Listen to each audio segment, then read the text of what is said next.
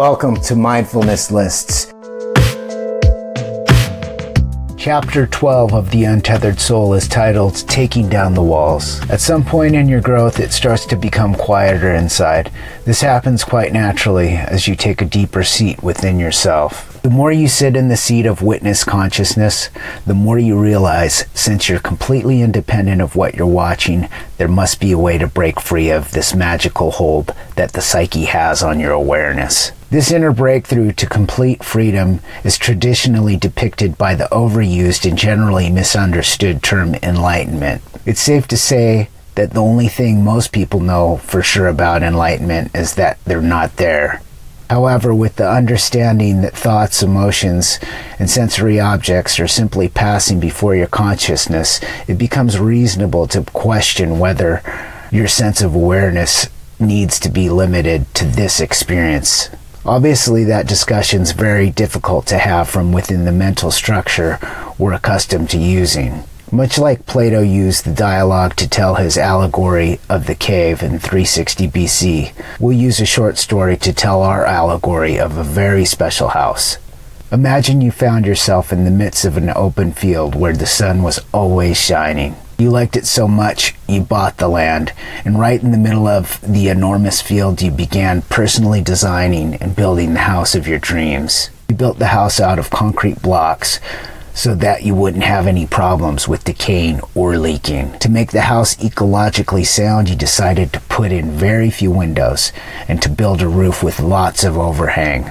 You even built separate quarters for a quiet acquaintance who would keep the house clean and leave you to be in solitude. And solitude it would be, since your romantic quest included a commitment to no phones, radios, televisions, or internet connections. Your house finally got finished, and you're very excited to be living out there. Over time, between your infatuation with the house and your growing discomfort with all the strange sights and sounds outside, you started spending more and more time inside. Being a city person, it was pretty scary living so far out of touch in total isolation. So gradually, you became accustomed to living safely within the confines of your house. Ironically, you found your house is so comfortable, enjoyable, and safe that you stopped thinking about the outside altogether.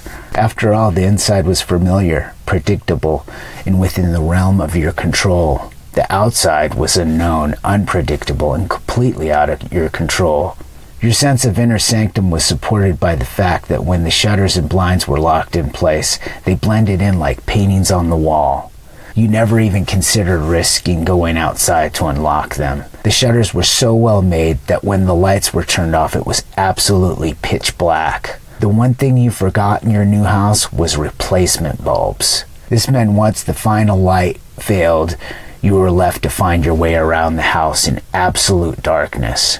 From that point forward, the only light you had came from the few candles you kept for emergencies. Eventually, the stress of living in this darkness took its toll on your health, both physically and mentally. You were cut off from everything, and the only comfort you felt was the sense of protection your house afforded you. You were no longer aware of exactly what you were so afraid of. You were just aware of always being scared and uncomfortable. Then one day, the housekeeper, who shared your overwhelming need to stay in the safety of the house, called you down to the storage cellar. A full supply of emergency flashlights had been found that could be powered by simply shaking them. You set about your business of trying to create light, beauty, and happiness within the confines of your house. You started writing again, and it turned out that your housemate loved reading your writings. In fact, it was not just the artificial lights that were lighting the house. The ember of love had begun to glow in both of your hearts. You began spending all of your time with each other, and you even staged a marriage ceremony. It was so beautiful as you vowed to take care of each other and bring love and light into your home. One day, you came across a book in your library. It interested you because it talked about the natural, radiant light that exists outside. It was talking about more light than you could ever imagine, without anyone having to do anything to create it. This was confusing to you. After all, the only light you knew about was the artificial light from candles and flashlights. All the light that you could experience was limited to what you could create within the house. You lived there for so long that all your hopes, dreams, philosophies, and beliefs were founded upon being inside that dark house. The book then discussed actually going outside, that is, going beyond the walls of the world that you have created for yourself. How will you ever go outside when you're so dependent upon what you have built inside? The analogy for life inside of this house is a perfect fit for our predicament. Our consciousness, our awareness of being is living deep inside of us in an artificially sealed off area that is absolute. The only light we get is what we manage to create for ourselves. If we don't create good situations for ourselves, there's darkness. That's the visual. You're inside a house, totally sealed off from the natural light, and the house is sitting in the middle of an open field full of brilliant light. Your house is made of your thoughts and emotions. It's all your past experiences, all your thoughts and emotions, all your concepts, views, opinions, beliefs, hopes, and dreams that you've collected around yourself. This mental structure completely blocks you from whatever natural light is on the outside of its walls. We're so entranced into paying attention to our thoughts and emotions that we never go beyond the borders they create.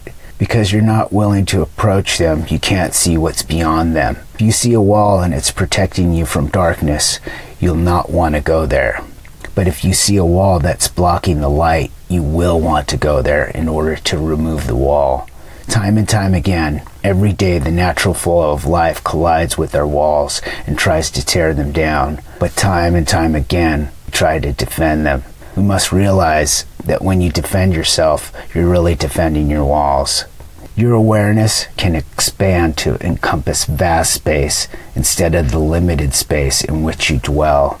Then when you look back at the little house that you built, you'll wonder why you were ever in there. True freedom is very close. It's just on the other side of your walls. Of what purpose is it to build up walls that block the light and then strive for enlightenment? You can get out simply by letting everyday life take down the walls you hold around yourself. You simply don't participate in supporting, maintaining, and defending your fortress. Let go. Eventually, time is an angel or devil, best friend or worst enemy, great joy, harsh wrath, burn.